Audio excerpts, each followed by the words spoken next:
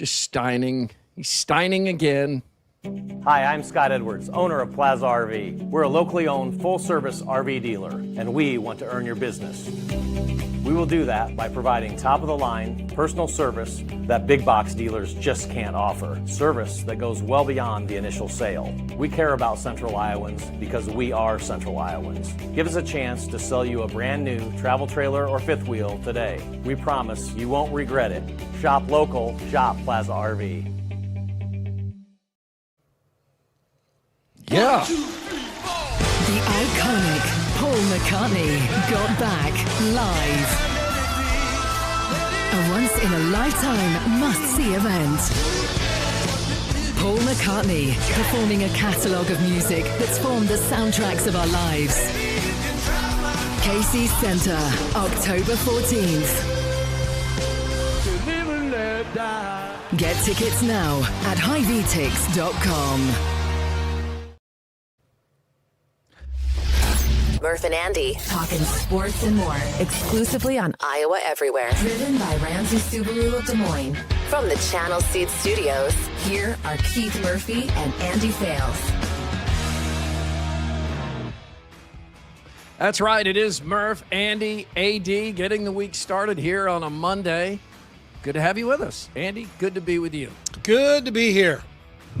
Happy Monday. Yeah, happy Monday. That was quite a weekend. Packed a lot into a weekend. First comment I saw in the comments today, Kentucky beaty or KYB. I'm still not over that Iowa loss. I'm still sad. I think there's a lot of people that are having trouble shaking what could have been. Yeah, that seemed like a game that Iowa definitely wins in almost all the time that we've known them. That's for sure. And before we get into all this football, it was good to see you at Oktoberfest. Also, Ryan Lund came down from Minneapolis. He was at Oktoberfest. This picture makes me look really short, but you guys are two tall guys. You're all out here, man. I know you're going to talk more in a little bit about Oktoberfest, but dang, I mean, I'm in a movie T-shirt. Ryan's in an Iowa State T-shirt. You came ready to You're play. looking very neutral.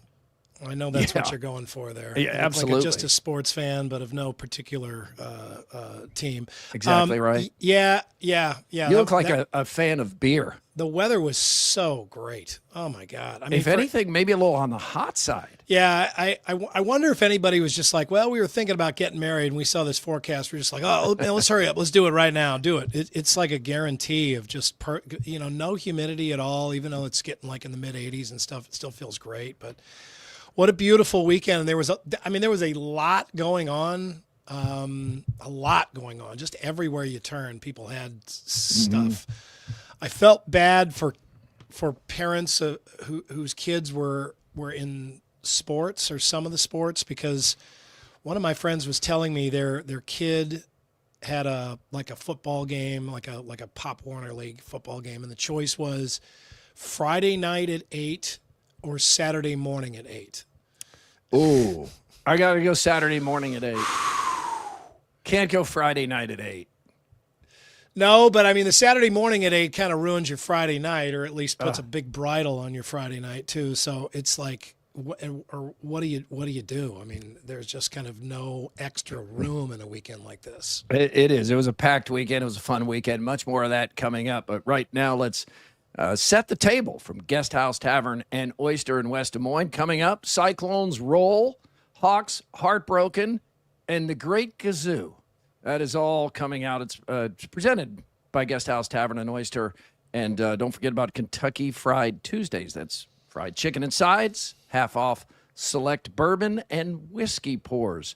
We'll start on a Monday with The Buzz. The Buzz. Brought to you by Logier Heating and Cooling. Logier Heating and Cooling. They've been here in the past few days and helped us out. Quick stop, always friendly. They do just what's needed and nothing else. So thank you, Logier Heating and Cooling. All right, so Saturday football, Andy. Iowa and Iowa State, I would say both better than I expected. I thought Indiana was going to beat Iowa by double digits, and I thought Iowa State would be in a little bit of a fight. I thought that would be a game that was still in doubt in the fourth quarter, and it was not. So both teams performed a little better than I thought they would, and that made for an interesting day. Yeah, I think everybody was a little puzzled about what to predict out of the Iowa game, and I didn't know. I really felt like it could go either way, and I wasn't surprised to see Iowa as up for that game as they were, and man, the fans were into it. Geez, that seemed like there was a trip to the college football playoff on the line. I mean, the place was packed. It looked amazing. The fans were, NBC got a lot of really good shots of the pack stands and the fans up close, and it really looked like they were doing all of their part to keep the Hawks in the game and help them try to win the game, and kind of overwhelm Indiana, whom I still think most of us don't take seriously. And it just was. There were two different types of games. In Iowa State, there was a game that you could watch the first half and then just check off the second half, not watch it, you're fine. Iowa, you had to watch the whole thing, right? I mean, you had to you were plugged in every single play. And I thought Iowa had it. Iowa made too many mistakes, which is not what you would think in a game that with 1:30 to go was still tied, that Iowa had made so many mistakes. And several of them are mistakes where don't make that mistake. Iowa wins that game. And if anything, by the time that game kicked off, you're like, oh, man, Illinois just beat USC. So Illinois isn't a bad football team. They just lost by 53 to Indiana. How good is Indiana? And then we find out. So let's get into the Nostalgia Rewind presented by Nostalgia THC Fruit Seltzer from Barntown. The game in Iowa City, where we'll start, the 240 kick. It started as bad as possible for Iowa. He gets rid of the ball, and it's deflected and intercepted. Intercepted by Indiana at the 25-yard line. The Hoosiers come up with a huge turnover. Mendoza throws to the end zone, wide open, and caught for a touchdown. Now there's a two-play drive of 24 yards. Oh, man, that's a brutal start. That video courtesy of David Warrington, WHO 13, audio Learfield. So, Andy, I'm in the mode here of get ready for Iowa to be boat raced. That's what the opening minutes of that game felt like. I mean, it just looked methodical, like Indiana on both sides of the ball was just razor sharp, and they were going to be way too much for the Hawkeyes there. Yeah, and, I had to go back and rewatch the entire game yesterday, and by the time I kind of was able to watch it super close, I did the same thing. I knew what had happened, but yeah, I can imagine at that point a lot of the air came out of the stadium. Yeah, you and I were gathered around a TV at Oktoberfest, and the crowd kept getting larger as the game went on because people would go by and be like, I was still in this? Yeah, I was still in it. Iowa feels like it should have won this game. So the Hawkeyes settle in on both sides of the ball, and in the second quarter made a couple of big plays. Fourth down, less than a yard. They run ahead. Stop! Hawks stop him. Here's the snap. Gronowski on the keeper. Cut back, fighting for the goal line. Is he over? Touchdown! Touchdown, Iowa. Good push by Logan Jones. He led the way. Yeah, so this is just a classic design by Iowa. They did this in Ames.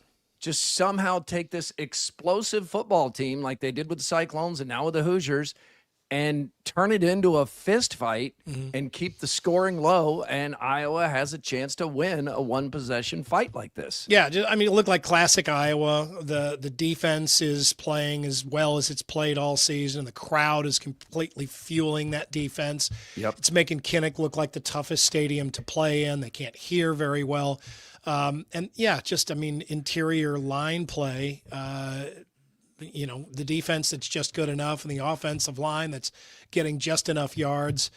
It really looked like a game that you felt like Iowa had to keep that up for the whole game, but you can envision them winning at that point. Yeah, and the crowd is just totally in the, man, not only is it great weather, but this isn't Albany or UMass. Right. This is actually worth the price of admission. Thank you. And then they're treated to a good game. But Iowa, at the end of the half, does miss some tackles, make some mistakes. and it's 10-10. So 10-10 at the half. Early in the fourth quarter, the Hawkeyes take the lead. 4th down and 1. They're going to run a draw handoff. Did they stop them again? They did! Iowa's held Indiana again. Drew Stevens going to try a field goal. Certainly got the length. It is good. That place is on fire at that point, and you totally get it. And then Mark Gronowski gets hurt early in the fourth quarter. And he hadn't been perfect, but he's clearly the leader out there, and he's converting some big plays with his legs. I mean, he runs tough. Hank Brown comes in. Looks like you expect somebody to cook. Yeah, he didn't look great. It wasn't awful, but was not accurate at times. He throws an interception. Gronowski looks like, to me, I thought he's going back in. I saw him on that exercise bike. He's got his helmet on. He looks ready to go. Yep. But we'll find out more. We don't know. But I don't think it's a great sign that they needed him back in the game. He wanted back in the game. He had the appearance of going back in the game, and somebody said, you can't go back in the game. We'll see how bad that is. It's a good time to have a bye week. But anyway, Iowa needs its defense to make a play, and it happens. Mendoza back to pass. He gets drilled as he throws the ball. Picked off. It's Zach Lutner. 40, 45, midfield, 45, 40. Down the near sideline. Out of bounds at the 30-yard line. As he's run out of bounds at the Indiana 28-yard line. That's as loud as Kinnick's been in a long time. I thought after that play, I turned to you and said, I was going to win this game. Yeah. And we had, how many times have we seen that before? Just had all the elements at that point. Andrew and Hassel, I thought made a really good point. I mean, it just seemed like not only was that a play that was going to win the game for Iowa, but that could be a play that could turn the season around for Iowa, right? I mean, that was vintage Hawkeyes, the defense just playing, punching above its weight, the crowd making it impossible for that offense to settle down at that point, Indiana's offense to settle down at that point and get something done. Iowa is going to get that. They're going to get a field goal or maybe a touchdown. Then the defense is just going to put them in the chokehold and game over. I mean, you just it was like a chess game that you could see 4, 5, 6 moves ahead at that point. So Iowa could not get a first down to keep the clock running, and Drew Stevens misses a 42-yard field goal. And I've heard, AD, as he goes to kick this field goal, are you nervous that he's going to miss? Because I've heard some Hawk fans say they thought he might miss. I thought he would make this. Yeah, I thought for sure he'd make it. He's been up and down this season for sure. He hasn't been as consistent as he was last year, but he had made that 54-yarder earlier. It really felt like this lined up for him to make it. I was shocked that he missed it. He just pulled it. It wasn't close. It felt like the Hawkeyes make the field goal, right? Yeah. Drew Stevens he has not been one of the great Iowa kickers, and which means he's missed some kicks. I mean, just in the past, they just don't ever miss kicks like that. I mean, in all our time watching him, that's automatic. And you're right, that wasn't close. So that happens, and at that moment, you're reminded that this is not the same Iowa program. It's just a couple of clicks off. Yeah, when you have people evaluating where the laces are on the hold and whether the snap is getting back quick enough and whether the holder is spinning the ball enough. And when you're going to those steps over missed kicks, something's off. So he misses that. And then Indiana with Fernando Mendoza, who he was impressive even in modest statistics here. You can see why Phil Simms was saying that this guy is an NFL quarterback. Yep. That's a tough environment against a fired-up, good defense. And when he had to, he made plays, and Indiana had the better quarterback down the stretch. Here's Mendoza. A quick throw over the middle. It's caught. And running for the touchdown is Indiana. Another missed tackle on the quick slant. And it was Elijah Surratt who punches the goal line for 6. Surratt is great. Iowa blitzing, going for it there. that's how they stayed in this game. The defensive game plan was great. Got burned. Credit to Indiana there. I mean, you tip your cap. It's 20-13 at that point.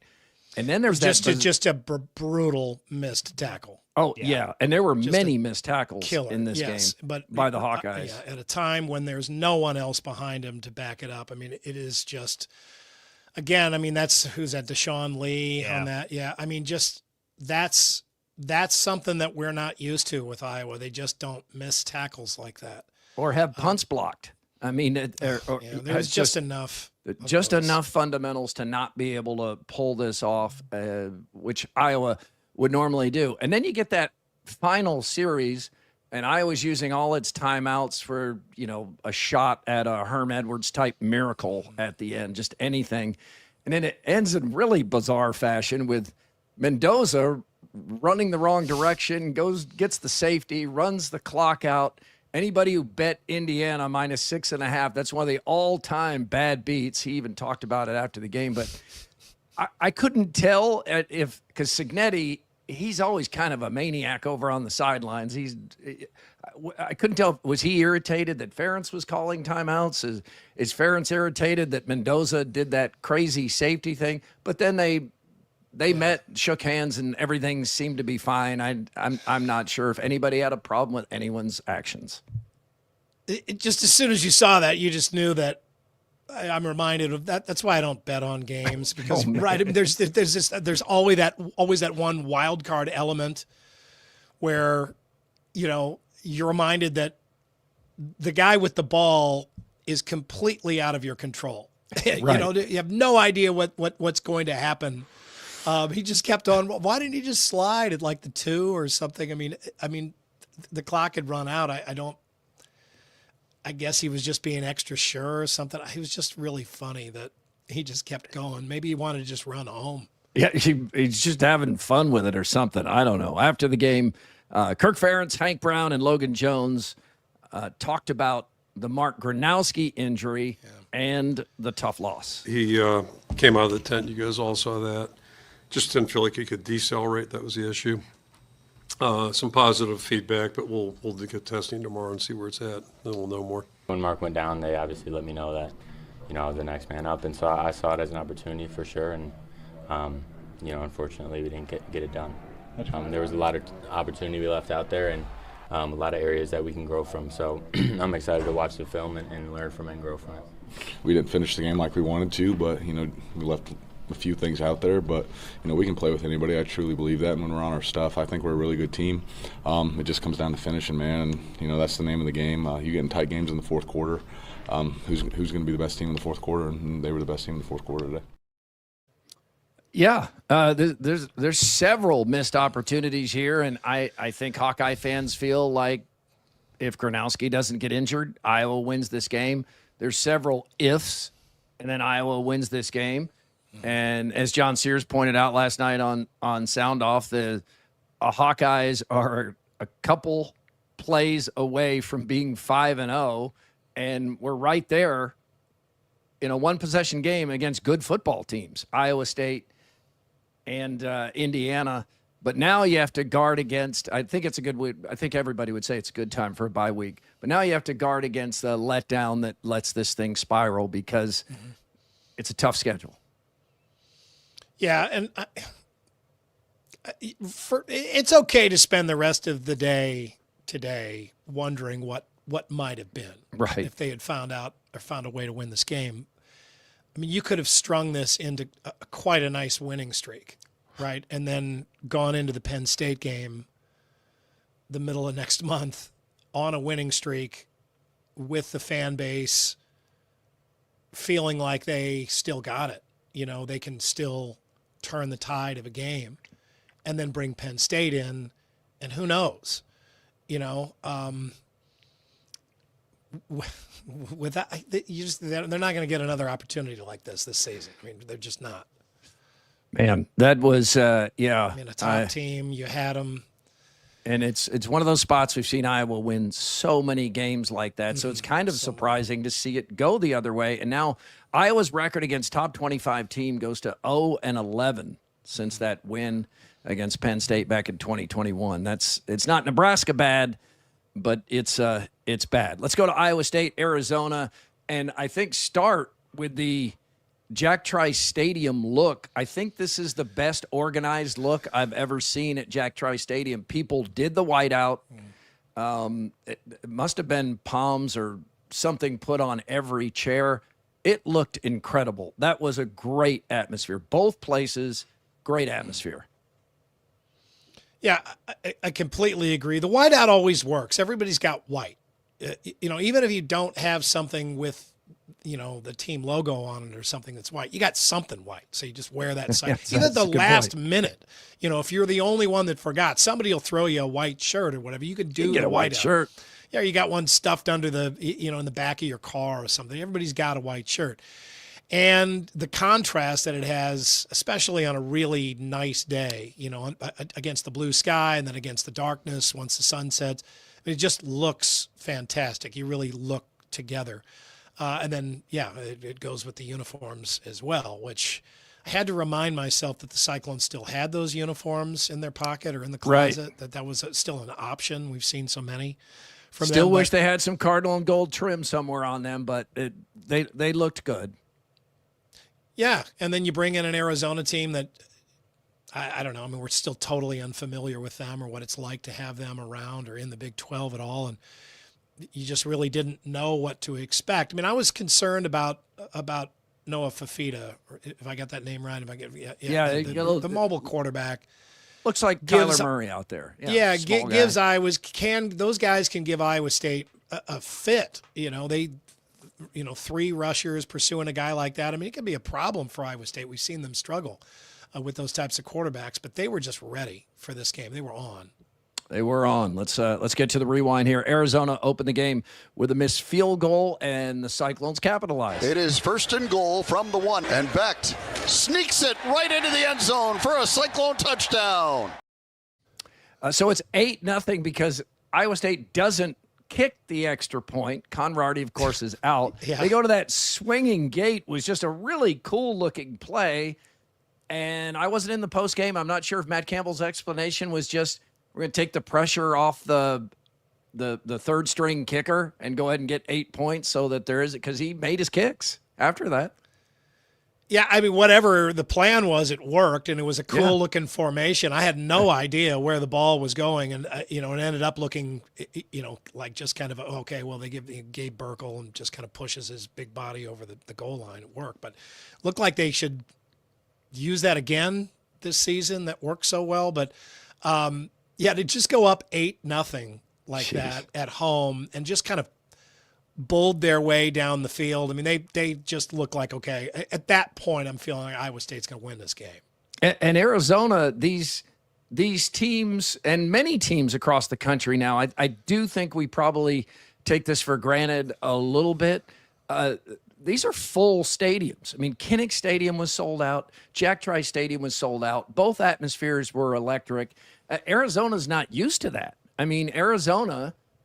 playing in Tucson still plays in partially empty stadiums all the time, and even went on the road. But this was great, and Cyclone fans showed up strong, and the second quarter was all Cyclones. He will stay in the shotgun. There's the snap, and the give to Hansen off the left side. Touchdown! Carson Hansen with his first rushing touchdown of the season. There's the snap, and it's a fake hand around, and now Fafita looking for the home run, fires, intercepted by Jontez Williams at the 30, 35-40. Williams on the return, 45-50, got a block, 45-40, 35, and run out of bounds in Arizona territory. Pitch left side run, touchdown, Carson Hansen. It was so well blocked that he went untouched. Yeah, this is just dominance here, getting out to a 22-0 lead. That video from WHO 13's Trent Reichs. The audio is, of course, John Walters on Learfield. And the game already seems over at this point, which doesn't change much. Arizona does close the gap with a touchdown before the half, but then the Cyclones just put it away in the third quarter.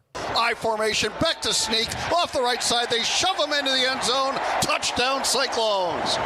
Rocco back, first to go from the 1. They shove him into the end zone on the sneak, and Rocco has his 3rd rushing touchdown of the day. 3 rushing touchdowns. His passing touchdown streak did come to an end, and that might have been why he forced a throw late. It seems like they were aware that how many games it had been, 22, 23 games in a row he'd thrown a touchdown pass. And it seemed like it was almost comical how close he came a couple of times to chase so well. And there was another long pass where at full speed it looked like it was a touchdown. Yeah, at the goal line or something. It did look like that. But it clearly didn't matter. I wonder how many fans didn't, or at least thought about just staying out at the tailgate lot for the second half, because that game was just not in doubt. They just rolled. I imagine most of them were having so much fun in the stadium with the whiteout and just the their team just putting it on Arizona that they came back in anyway. But you didn't need to come back into that game. I mean, the Iowa State there were no signs of them losing their grip on that. Not one. It was dominant throughout. Arizona added a touchdown. Chase Smith did kick his first field goal, and 39-14 was the final score. I don't think anybody thought Matt Campbell was trying to run the score up or pad the stats. I think he wanted to have Chase Smith try a field goal because they're going to need him the next few weeks. And here are the Cyclones after the game. We're going to play harder. I think that's what it shows. We're going to play harder for longer, and that's what our goal is each and every week. And that's what we're going to continue to try and show. I think that goes back to who we are defensively, is this unique ability to just keep playing, And I think statistically, when we do a great job of not giving up the big play and make people have to earn it down the field, we feel really confident, especially as that field shrinks at times, that we've got the ability to be really confident to make plays on the ball. And I thought those were huge plays, obviously, throughout the game tonight. So some injury concerns. Jeremiah Cooper, we learned, is out for the year, but that's college football. Every team in America is losing players to injury. That's a big one. That's a big one. And the secondary Conradi looked good, though. Yeah, Conradi for sure. Yeah, I thought that they, again, I don't think that we're quite to the point with Iowa State where we just can assume any game like this. I mean, they win this comfortably. They run the ball that well. They take care of the ball that well. They win this comfortably. That's still an accomplishment there. You still have to feel really good about that. I mean, this is a conference game. We have seen huge crowds before that were all pumped up at Jack Trice Stadium, and a conference opponent comes and beats the Cyclones at home, and then just the air comes out. There was no sign of that, of this team hitting any sort of even a gear change right now. I mean, it was smooth the whole way.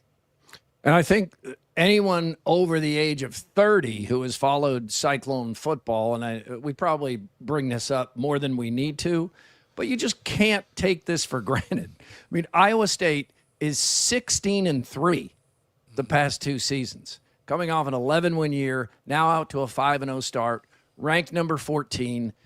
I know there are Cyclone fans that are really upset about that blew out a previously undefeated team and didn't move up the rankings, and some other teams made big jumps, like Indiana made a pretty big jump after edging Iowa in a game the Hoosiers clearly could have lost. But Indiana probably also benefited from Illinois beating USC. There's a big jump there. And there are 5 one-loss teams in front of Iowa State, and I get the frustration with that, but it's like LSU and Georgia and Penn State, and I don't know. Keep stacking wins, and Iowa State will have a shot to get to the college football playoff. It's not going to be easy. It's not something that you should take for granted, but it's okay. It's a top 15 team. I think that's Iowa State's best game, and just enjoy this. Enjoy the ride. It'll work itself out. Your schedule is your schedule. Yeah. It's not, that schedule is not doing them any favors. But okay, whatever. I mean, control what you can control, win the games in front of you.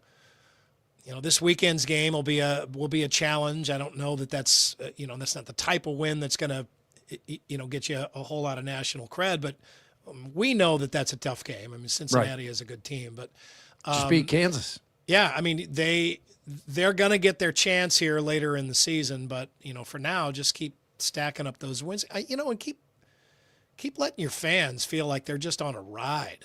And this is 5-0. This is a great feeling. 5-0, and they've entertained the shit out of them in that stadium this year. I mean, they've really shown them a good time everywhere they've gone. I mean, if they stayed home, if they went to Ireland, God forbid they made the trip to Jonesboro, Arkansas. I mean, they everywhere. These games have all been fun. But even the trip to Arkansas State, that's the dud. That's the one that the critics point out, and they'll be like, barely beat Arkansas State. Well, it was there. It was a clear trap game. And the difference is Iowa State is now to the point under Matt Campbell where they can have a dud like that and still win.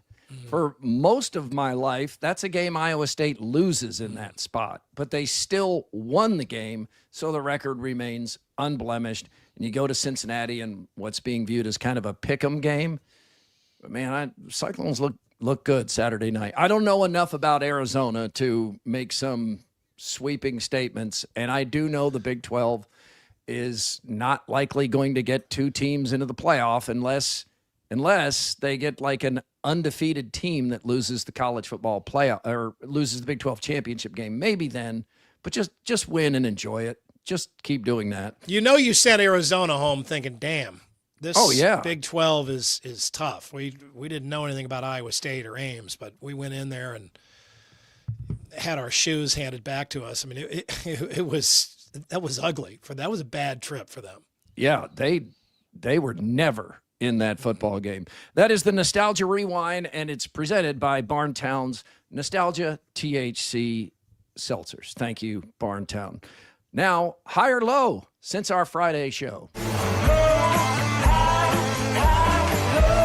Presented by Wealth Charter Retirement Planning and Tax. Winding down toward the end of the year and a time where people start looking at their finances and wondering what 2026 looks like for them. This is a really good time to kind of get ahead of the game and give Tim Hawkins and his company a call there so you can pull your stuff together and make sure that you're on the right track for a great retirement. Well, Andy, I heard our guy, Jake Bredd, he went and met with Wealth Charter. I always like that. Jake's, he's the age of our boys, right in that range. I always like it when somebody's smart enough in their 20s to look ahead, think ahead, and start doing this, because that really is how you can build wealth. But it's hard when you're in your 20s because you don't think you're going to get old.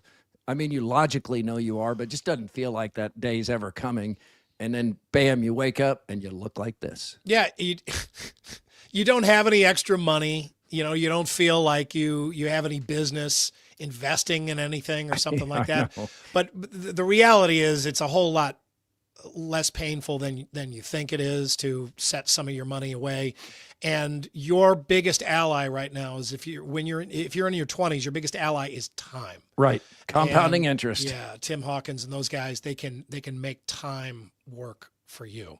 Let's hear your high. I'm going high. I was real skeptical about Oktoberfest moving from Waterworks Park up to the Village at Prairie Trail in Ankeny.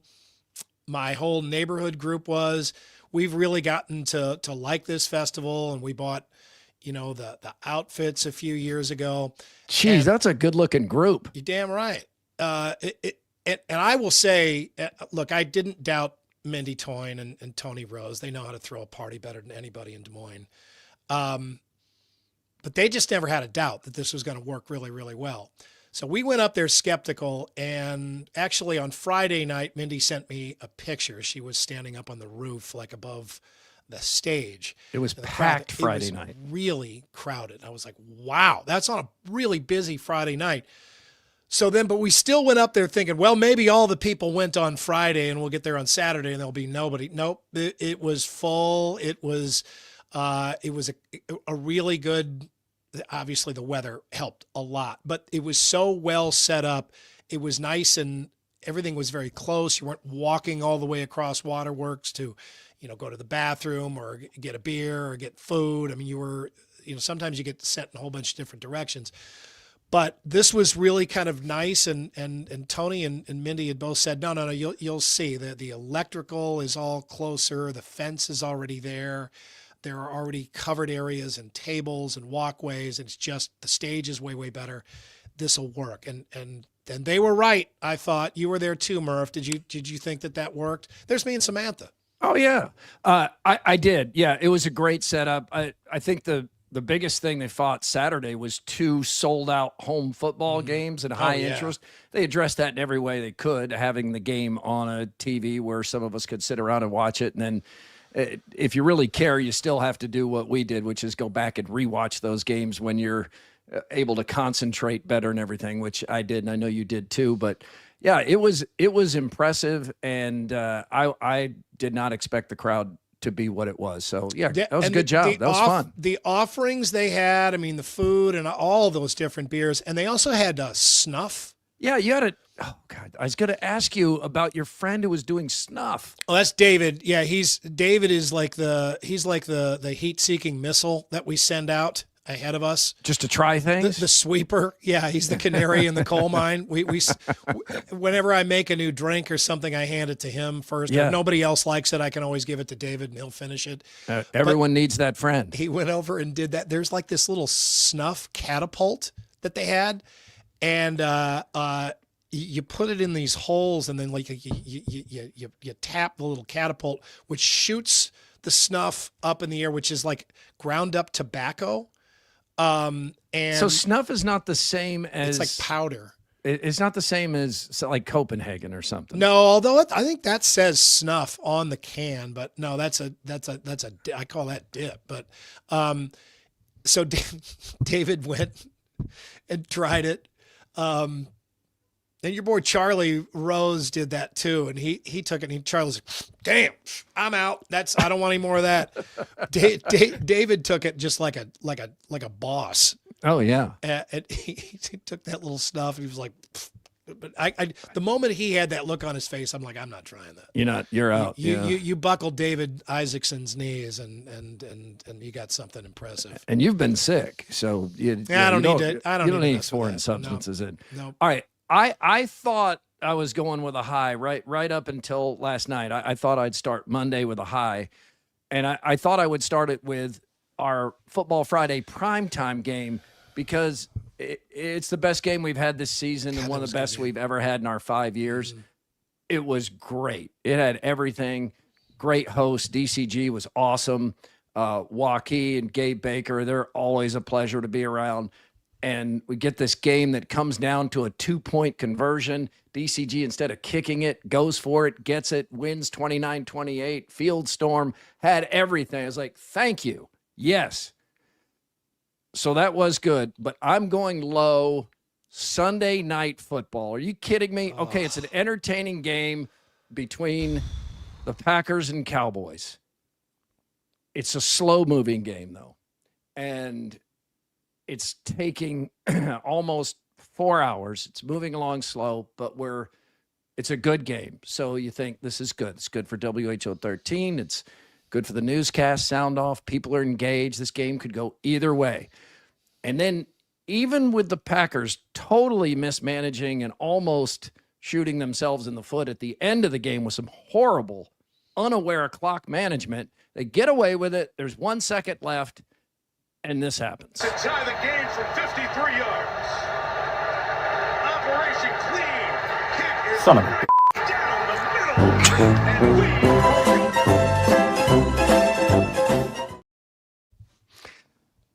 So yeah, overtime, and then the entire overtime, which takes forever. No one wins. Come on, NFL. How can this happen in 2025? That you watch a game for more than 4 hours. Each team scores 40 points, and no one wins. Neither team wins. That's awful. And then NBC, having said everything that can possibly be said, has an extra long postgame. So it goes about 30 minutes. And you know this because you're out there waiting to start the newscast, and we're approaching midnight. The postgame is finally wrapped up. we go into the newscast. The newscast finishes after midnight. And then turns out WHO 13 has scheduled tower maintenance at midnight, thinking, that's a time people won't be watching TV. I get it. Immediately, the texts and emails start flowing in that we don't see you. We're waiting for sound off. We don't see you because the tower is being worked on. So then after that, we get off the air and John and I are talking and we say, well, it's extra important to get all this stuff on the web. Nope, the recording's not there because the tower wasn't on. So that doesn't work. So John and I have to do a workaround to get these videos, to put them on because we care and we're thankful that people want to see them, including what's bugging Andy. I got home at 1:30 in the morning. That's my low. I know, first world problems. I cut out of there after, what's bugging Andy? I only got home an hour before you did, but that's a tough hour at that time. And I need like a full hour to wind down after work. I can't just come home and go straight to bed. I should have gone straight to bed. So I was up extra late also. But I think the only people in America that were cheering the tie were the people working in NBC newsrooms, because, that could have gone on forever, right? And we still had to do a full half-hour newscast, which I don't understand. No one is watching the newscast, a full half hour of the newscast at that point. It's almost the morning news by that point. But the NFL has to do this. They can't let them play forever. You can't play that much football and then turn around and have a normal week of preparation. We've heard that argument before. It made sense at the time, but then of course when it actually goes into action and you have to end a game like that on a tie, it sucks and everybody goes home really dissatisfied. But I do understand why they need to do that. It just seems like you wonder, should they go back to the rule where you can just kick the field goal and win the game? I don't know. And college football has a different overtime. They don't accept ties, and I like that. But it does feel a little gimmicky at times. It's definitely offensive oriented. Fun. College football games are fun, but I think it feels a little bit like you probably feel about shootouts in hockey. Like, it's... You end a game with a different kind of game. Right. That's a good way to put it. But I think I would take that over that tie. Was that satisfying to everyone? And I don't even think the players fully, some of them did not know the rules. They're like, is this it? Are we done? Well, and Matt LaFleur's clock management and his play calling toward the end of that game during regulation and in overtime, you just, what are you doing? Are you aware of what's going on here?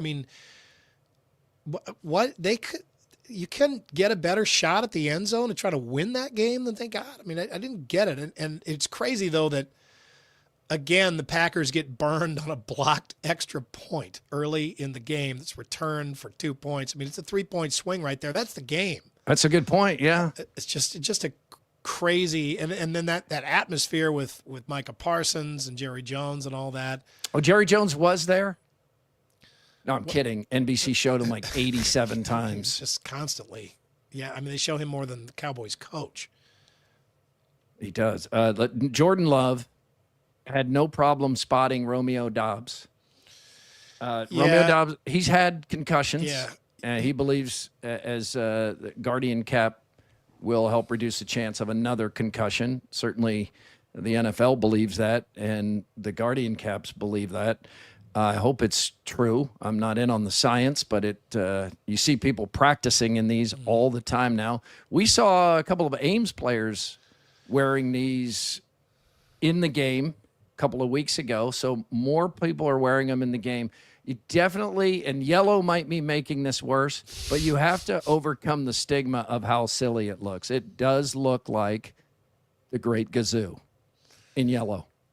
Or super toe, or just a giant helmet, and I don't know. I was watching the Iowa State game, and there was a play where Carson Jensen Nelson was carrying the ball, and Carson Jensen Nelson? Yeah, he was tackled, and his head slammed to the turf so hard. I thought, oh my God, is he okay? It was just a regular tackle, but I mean, just the whip where it was like a whip cracking and his head just slapped the turf so hard that I wonder how in the world these guys don't have concussions in every single game. So when I see somebody like that who's had some problems in the past, I absolutely give him an immediate pass and wonder why there aren't more people. Now, helmets have come a long way in their technology, but you know, when it comes right down to it, just sometimes it's extra padding that somebody needs, and if they need to do that, then I'm okay with it. If he's not concerned about it, I mean, it's kind of like an underhanded free throw, right? I mean, it's just like, and it's better. There's no doubt that helps him. There's no doubt that he is a bigger target. I think you can see him easier. I mean, it's like that big yellow helmet is out there. It's like, right. oh, he's You're open. not going to miss him. Yeah, you can't miss him. Now, a brain specialist, a brain doctor will tell you there's only so much that can be done. We know this. It's a collision sport. It's a violent sport. And sometimes the concussion happens not because of the impact, but because the brain is shaken inside the skull. And that's what a concussion is. Yeah, you can't do anything about you can't completely make it safe. But if this helps some, and many people believe that it does, good for him. And watching that Netflix series on the Cowboys, there's a point in it, I don't know if you ever made it all the way through, but there's a point in the 90s glorious years, I'm thinking, how is Troy Aikman not dead? Yeah. Like, he had concussion after concussion after concussion. They just kept showing him just staggered and dazed on the sideline. I know that's part of what pushed him out a little earlier than he wanted, but how many concussions did that guy have? A lot, and a lot of those guys in that era had a lot, and it makes sense. I mean, that's kind of the point where the players are at their biggest and the rules are at their most lax still before they start changing the rules and the equipment gets changed up. I mean, that had to be the most dangerous era for the NFL because, you know, you just had all the factors prime to their peak before they really start focusing on the safety of the game, protecting the quarterbacks, and then, you know, obviously the rule changes, but the equipment changes as well. But Steve Young went right in that era, had so many concussions. Brett Favre, those guys just hit and hit and hit. It's like that crack of helmet on helmet, that those hard ABS plastics just smacking into each other, just a crack, you know, like they hit a wall. You wonder what's coming for those guys as they continue to age. And some of those 80s and 90s turf fields, basically just thin carpet on concrete. It's improved so much since then. The NFL announces the Super Bowl 60 halftime show at Levi's Stadium will be Bad Bunny. Bad Bunny will be featured. Now, I don't know Bad Bunny's music. I'm aware of Bad Bunny. I know him more from movies. He was in Bullet Train. He's Happy Gilmore's caddy in Happy Gilmore 2. So I know him from movies. Now, kids have told me he's the most downloaded artist in the world right now. AD, is that accurate? Yeah, yep. Okay. He's basically the biggest artist on the planet. And an absolutely gigantic social media following. Mm-hmm. And I believe the overwhelming majority of his songs are in Spanish. Yes. That's he's like a Puerto Rican national hero. Yeah. I mean, and there's like the Bad Bunny experience that you can get by going to Puerto Rico and you like tour his boyhood home and that. And even when he like hosts SNL, which he hosts and as musical guest, he's really funny on it. The songs. Oh yeah, I have seen him host SNL. Yeah, the songs he sings are all in Spanish. He doesn't Englishify his songs for American audiences. His songs are what they are. I think this is a really good choice. I don't think it's a good choice for most of us, but I understand it. I mean, it feels to me like a global choice. Like this is the NFL continuing to want to expand. But what you want at a halftime show, at least what I want, is sing-along songs. I think the majority of people watching this game do not know any of these songs and will not know how to sing along to them. But I understand what the NFL is doing. They are constantly trying to increase and expand their brand and you're getting the most downloaded artist in the world, and you're trying to reach new audiences. But you can't sing along to the songs if you don't know them. I mean, most people don't know. Yeah, and the sing-along artist, that's good. But I mean, this guy's American. He's not from Mars. He's singing in Spanish, though. Yeah, I mean, right. It is an English-speaking network we're watching. 35% of Americans speak Spanish, so it's very it is a huge language. And I think the biggest thing that he has going for him, regardless of what language he speaks, at home, he is a party performer. Yeah, right? His shows are known for high energy. Lots of dancers, lots of big band, big visual show, pyrotechnics, all that kind of stuff.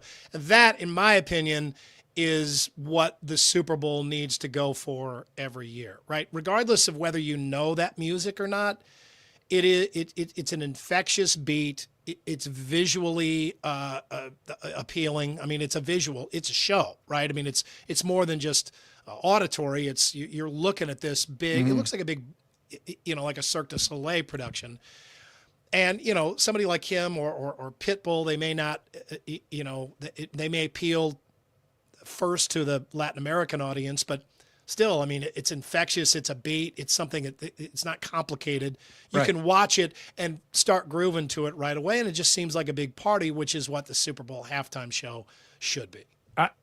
I'll bet I know 10 Pitbull songs. I could sing along with well, Pitbull. I'm not the target here. Yeah, right. You'll that. catch up though, and I'm not mad. I just want a good game. But let's get a quickie poll from WCI Pools and Spas.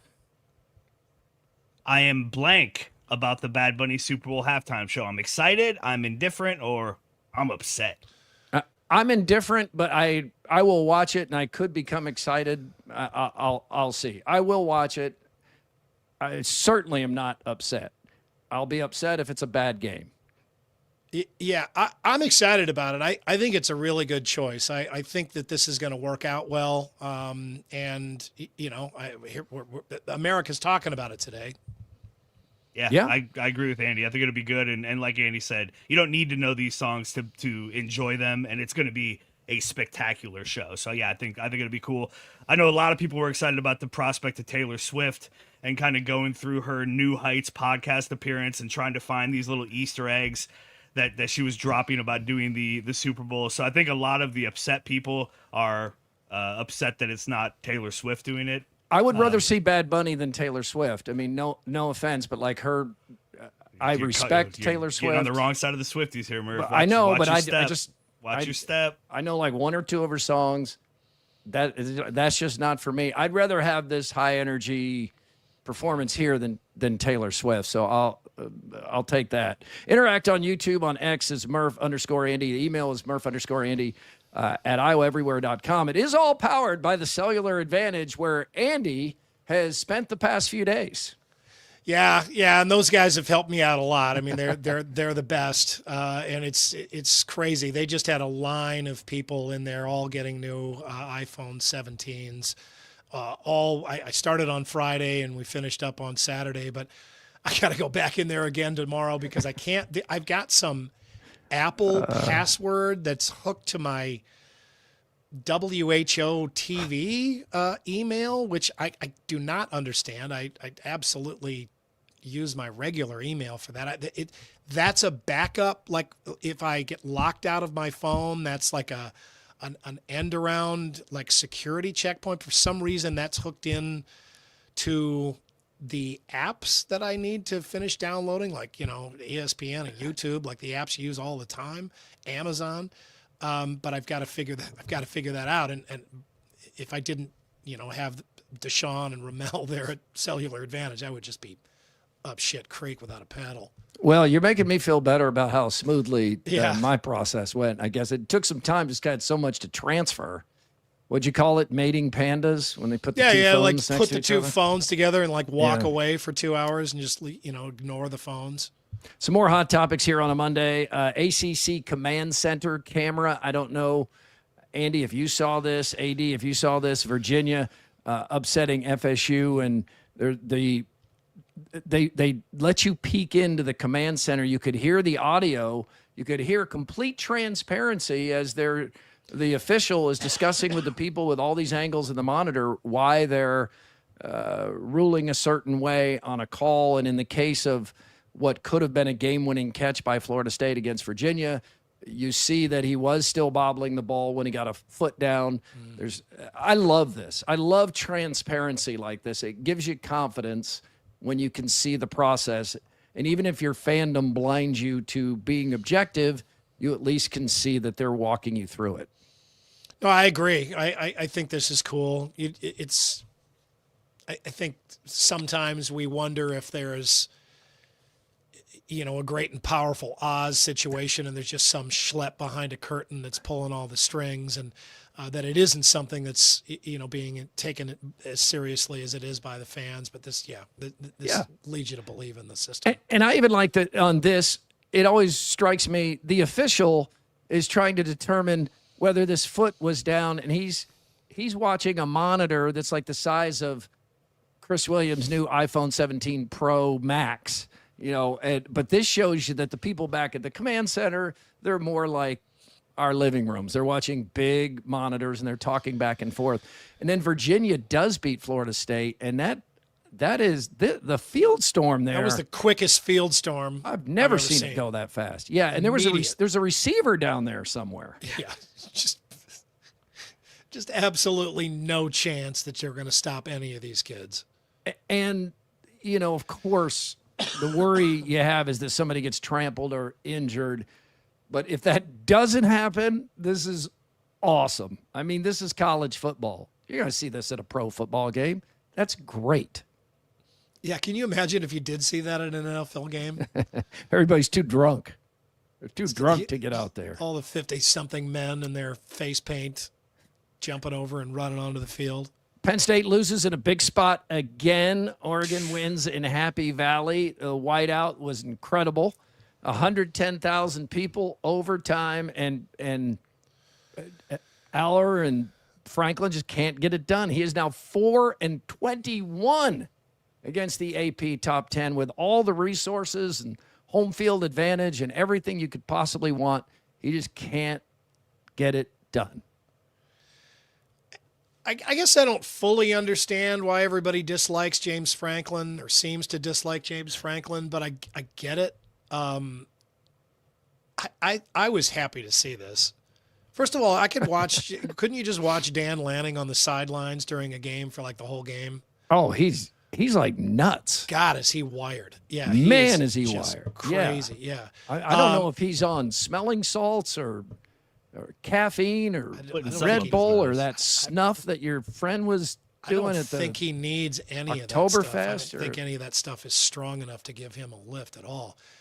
But I mean, Penn State is. I have nothing against Penn State.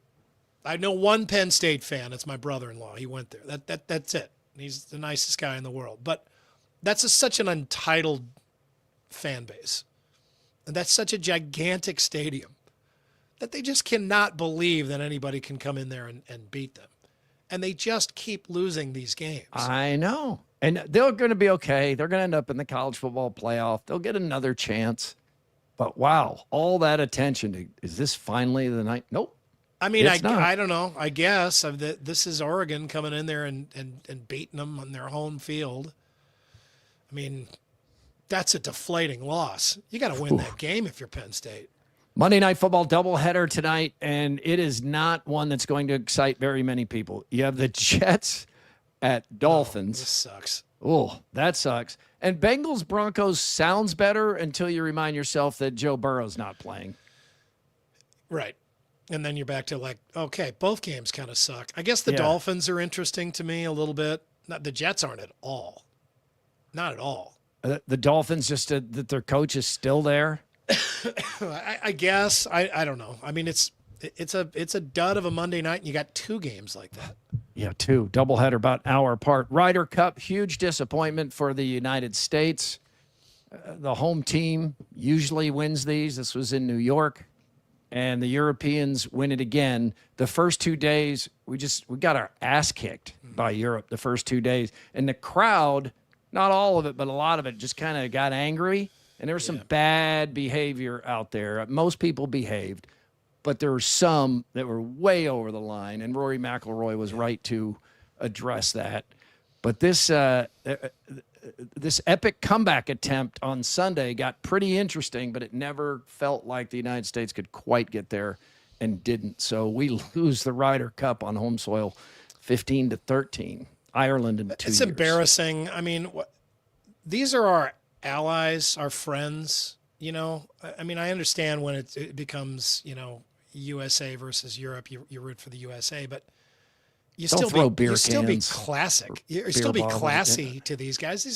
You don't have to get political about every single thing. I mean, these are our allies. These are our friends. I mean, it's not personal. It's two teams going at it. You get it. You understand that. Golf fans are enough of regular sports fans to get that. Yeah, and one of the things you love about sports is people of all kinds of backgrounds in many different ways come together, and they don't care in that moment. They're just gathered watching and rooting for this one thing. And, yeah, all this is going to do is make it more likely that Europe wants to return the favor when the Americans go there. Yes, and we don't want that. And it completely goes against golf. I mean, one of the storylines that was hard to get your mind around yesterday is one of the European players couldn't play. I think it was Victor Hovland. He couldn't play. So in the gentleman's game of golf, the United States gets a half point and Europe gets a half point, even though they forfeit. It would be like, Dowling can't play this week. Okay, each team gets a win or each team gets half a win. It just runs so contrary to what you expect from a forfeit, even in the case of an injury. And then at the end of Sunday, it's right there where that half point looks like it really matters. But then they do win one match, the Europeans do, to make it 15-13 and take that off the table, thankfully. All right, Confluence is the official beer of Murph and Andy, and now featuring Oktoberfest beer and another Oktoberfest. Yeah, it makes sense. Oktoberfest is not just one weekend in Germany or anywhere else in the world. It's a season, and Confluence going to have its own Oktoberfest. And wouldn't you know, perfect weather expected again this Saturday. Get out your leather again. They got a great patio there. It's the tap room has plenty of room as well. They'll tap a golden keg. They got a bunch of stuff planned. They'll have all those food trucks out there. If you invest in that Lederhosen and those dirndls, you want to get more use out of them. Yeah. Head over to Oktoberfest at Confluence's Oktoberfest celebration this weekend. You're getting enough use out of Lederhosen and dirndl. Dirndl is the word? Women wear dirndls. Okay. My Lederhosen they're the real deal. They're leather, and leather pants are tough. They're tough to live with. I'm going to do that. If I go to the one at Oktoberfest, if I go to the Oktoberfest at Confluence, I will not wear those again. I can do one weekend a year with those. That's it. All right, fair enough. Let's get some more. But wait, there's more from Either Or Eatery and Patio. Another great patio to hit. We've got just weather so is many. wild. Hey, man, while we got this weather, use those patios. This season will be over soon enough. Either Or with. Will it? The greatest. Yeah, I mean, it's got it, right? I guess. I don't think I want this weather for Thanksgiving, but. It's like 80 out. Yeah. Take the kids, the best family patio in all of Iowa. 6222 Grand Avenue. The small town of Avoca, Iowa, fewer than 2,000 residents, is joining a growing number of U.S. communities deploying noise cameras. Noise cameras systems. Okay. Pretty high tech. They'll begin fining drivers of loud vehicles next month. They are targeting motorcycles. Some of those are unbelievably loud. Oh, it's incredible. We had a car pull up to us this weekend, and we had our windows down, and it was so loud that we couldn't talk to each other. I mean, you couldn't hear each other in our car, and this car's at least 10 feet away. The people that modify, like their Mustangs and stuff, they're going after modified cars like this. Listen to this.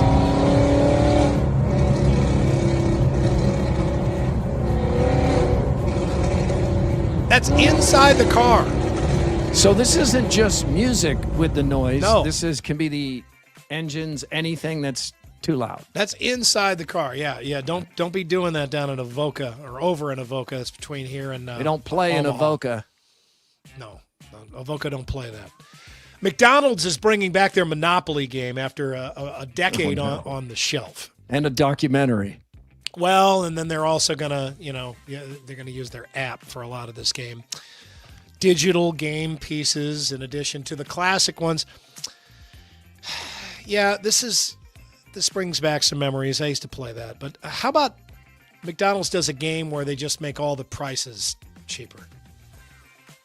I still can't get over of how much the prices at McDonald's just exploded. It's everywhere now with fast food. Like I got a Taco John's meal during my run of shame the other night during Coach's Corner, and it was like a burrito, some tots, and a small drink. It was $12 or $13. I don't remember the jump. It's like a $5 jump. It feels like. Oh, it's crazy. It just seems like. Well, I mean, if we stop paying for it, then the prices will come down. But I can't believe people are still going to those places enough, paying those prices that they could stick with. Oh, I'm going. Meanwhile, last Sunday at church, somebody is getting sent back to the practice squad. Oh,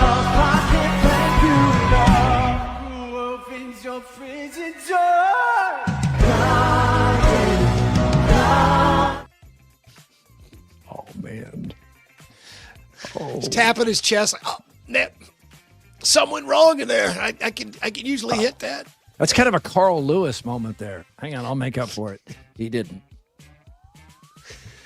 Didn't just clip the hurdle. He just ran straight through it. Today in 1951, the first network football game was televised by CBS in color. Ooh. Kind of. Now, the game was between the University of California and the University of Pennsylvania. It did not look that great. The Californians unleash their vaunted ground attack as Billy Powell slashes through tackle to put the ball in the Bears' 40-yard strike.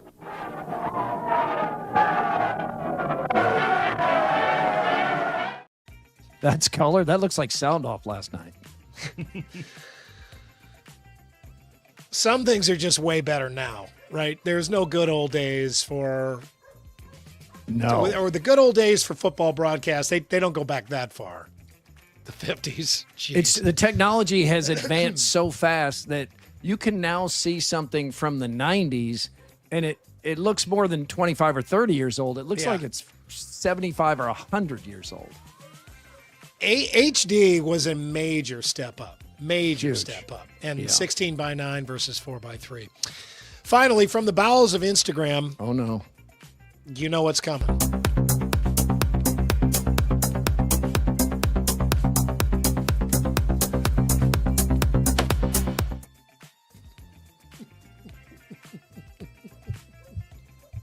Is the algorithm just sending you stuff at this point? What's going on? I got a lot of good feedback about that. People want me to keep looking for the pantsed videos. That guy. Let's look at this one more time. The guy just sells it. He's like, "All right, I'm doing it. I'm going." This guy is go. slow dancing with his chick, and I'm just going to ruin his night right here.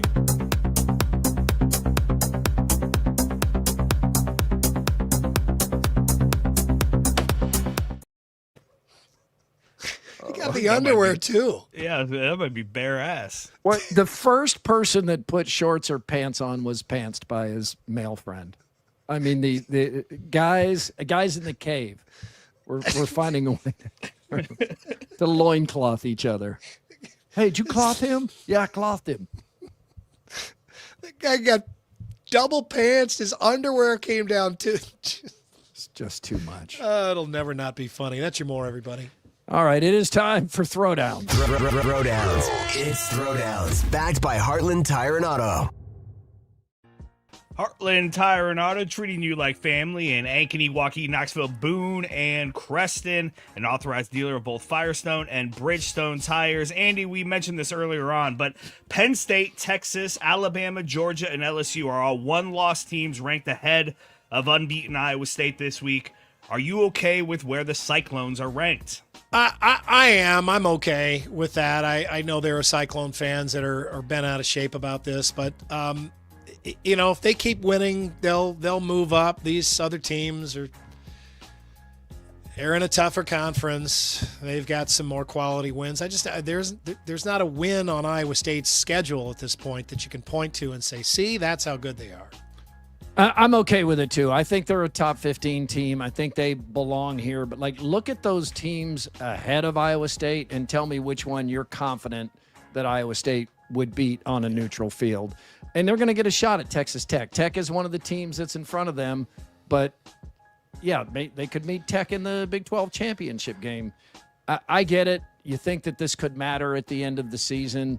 But this is the reality of not having a top-heavy conference the way the Big Ten and the SEC do. You don't have those teams that. Do you want Iowa State to play LSU, or do you feel confident in beating Georgia, even though Georgia has one loss? Do you think you should be ahead of Georgia? I don't know. It'll work itself ratings out. at this time of year are always so weird. Like Florida State dropped a ton because they lost to Virginia. Alabama jumped up a bunch because they beat Georgia. But Florida State beat Alabama, and they both have one loss. So shouldn't Florida State be ahead of Alabama? But they're like 10 spots back. It's a flawed bizarre. system, AD. And I think a bigger concern, if you want to be outraged, because the computers do factor into this, along with ESPN and the machine of cranking out stuff all the time. Iowa State isn't even in the ESPN Top 25 Power Index yet. They keep moving up, but they're just outside the 25. That's more concerning than being 14th. Murph, MLB playoffs are set. Games start tomorrow afternoon of the first 4 series. So you got the Tigers, Guardians, the Red Sox, Yankees, Dodgers, Reds, and Cubs, Padres. Which is most interested? To me, it is the Padres Cubs. I mean, that's for many different reasons, and the winner will play the Brewers. I like that. And Red Sox Yankees, I know it wears people out, but a lot of history there, and that's a pretty good opening wild card series. I'm going to come out of left field here and say it's the Tigers and Guardians. I mean, that's just a really interesting division. The Tigers, like a month ago, were just rolling. I think they were up 12 games. And they just blew it. Meanwhile, Cleveland just came storming up. And, these teams don't like each other. Those fan bases don't like each other. I think there's a lot to that. I won't see much of it. It's over in the American League and all that. But it's still a really interesting series. I mean, if the Tigers are just feeling like they got it, they've got a bunch of good players this year. They feel like they got to get it back now. It's the playoffs. All right, Andy. How do you give the finger? I kind of like that. Yeah. You get the thumb out. I don't, that like a really big one when you're really mad, I'm not letting anybody screen grab me the way Andy just invited. So, can I see the 3 again? Oh, come on. Come on. What's the matter with that guy's finger in the middle? Yeah, there's something weird in the middle there. What's like he some doing? people. So the one that was screen left, that's almost like a lazy finger. Come on, Murph. right. Go all the way. Come on. You're not. You're not the- really. The one in the somebody screen grab that. I think in the middle is kind of like now just it's a flipping thing. But when I was in high school, it was this stupid, almost angry one on the right. Like what is that? Are you also trying to go like, is that supposed to be? Are those supposed to be the nuts there? Or what is that? Why is it like that? What's going on with that? Good question. What does the one on the left have carpal tunnel syndrome or something? The guy just can't. Yeah, this is a great comment here. Where's Costanza when you need him? Yeah, you need a hand model. Bad hand model. Jeez, those are terrible fingers. George chased a guy down for giving him and Danny Tartable the finger. And it turned out the guy had a cast on and his hand was stuck like this. Yep, screen grab that. That's throwdowns. All right, thank you, AD.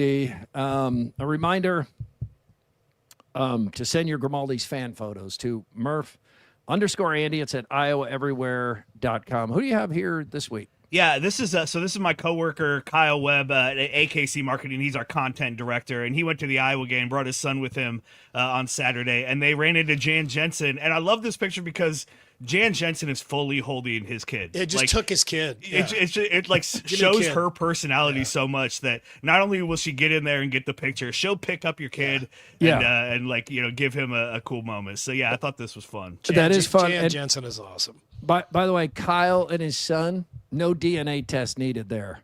Yeah, right. Look at that smile. Yeah, that's father and son. They've got the same look. That's awesome. We have a $50 gift card to Grimaldi's in West Des Moines or the district at Prairie Trail, where I'm sure they had a good weekend there with Oktoberfest being close by. So we'll do that on Friday. Also, a reminder, what's bugging you? speakpipe.com/Murph_Andy. It's really easy. It sounds good. And you don't, again, I want to stress this. You don't have to be crazy. Yeah.